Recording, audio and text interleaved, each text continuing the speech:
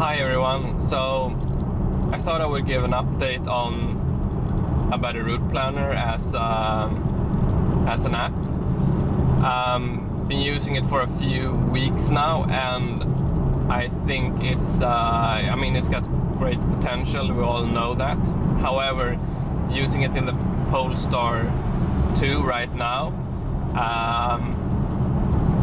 it is hard to use it both as a navigation app and as a planning tool.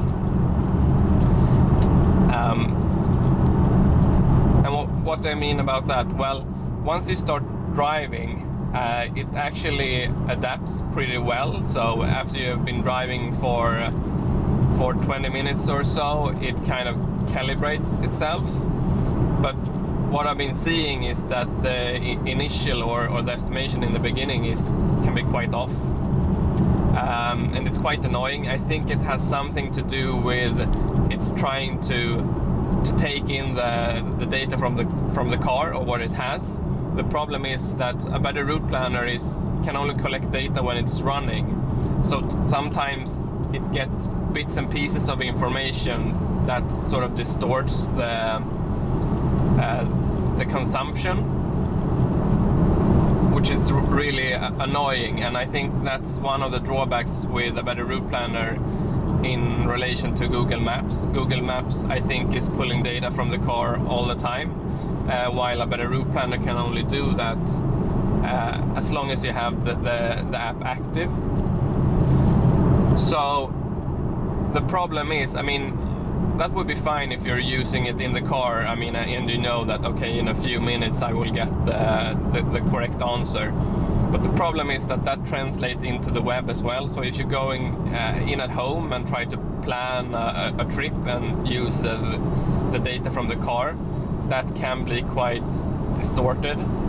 And it's not, at least for me, it's not that easy to see, what is the estimated consumption based on the car data. I would really like to see that transparency, because I think I would then I could make a choice if I think that is realistic or not.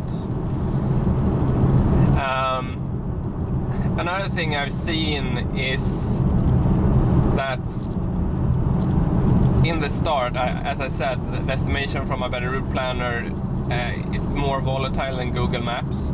I think Google Maps is taking into account the sort of enhanced consumption or the increased consumption in the beginning, and a better route planner doesn't do that. So just the sort of initial sort of heating of the battery and getting everything up to temperature, I think a better route planner is missing that part, which makes the estimation, I think that's the largest part of the estimation error.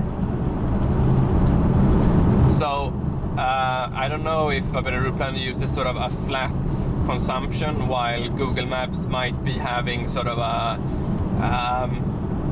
more detailed curve in regards to when you start the trip and when you end the trip. But anyhow, using it as a planning tool, just to see, okay, where can I charge and for how long and so on. If you input your own consumption, that has been really, really helpful. And I think Google Maps has a long way before they can do that. I've tried several times with Google Maps to sort of plan the entire trip, and it sort of just says you can't get there, you have to charge, and then it doesn't find the same charging places as a better route planner. Another thing with a better route planner is the sort of My Drives. I love that function. The problem is you have to sort of enable a better route planner every time to get those stats. And I know, this is a sort of Android Automotive issue, if you are allowed to sort of keep the app running in the background. But I think it would be really helpful if that was possible. Another thing is, it shows us charging speed. That is great. That's very, very useful. The problem, I think, is that as soon as you sort of lock the car and walk away, it eventually shuts down. So keeping the app running while charging is again, I think, something to do with Android Automotive, how it sort of chooses to terminate apps. But that is something that I think in the future would have to be addressed, because you do want to access the car's data, and of course you don't want it to sort of all of these apps to sort of affect your battery status. But when you're charging, there should be enough power to sort of keep some apps going, so you can access data from the car and so on. So just to summarize, I think there's a lot of potential in a better route planner. Some of those things I think are limited to what they can do in Android Automotive. A lot of potential or sort of potential fixes is due to their own sort of estimation and getting sort of clean, reliable data from the car.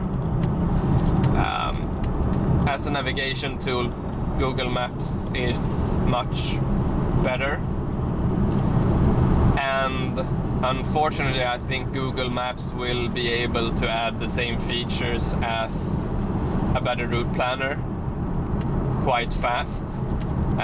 They do have that advantage, and I don't think many of the features a better route planner has can be easily copied. So it will be interesting to see how a better route planner can maintain their sort of status of being useful, or how they kind of still have a unique selling point. But I'm really impressed with what the guys behind a better route planner has done.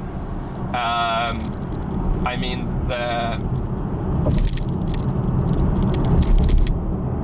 the step to sort of buy and owning an electric car has been sort of, or the barrier has been decreased by a better route planner, so they've done sort of much for that development.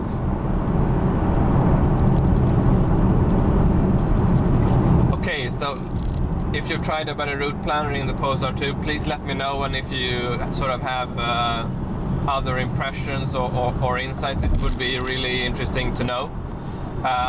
Otherwise, hope you found this video interesting, and bye.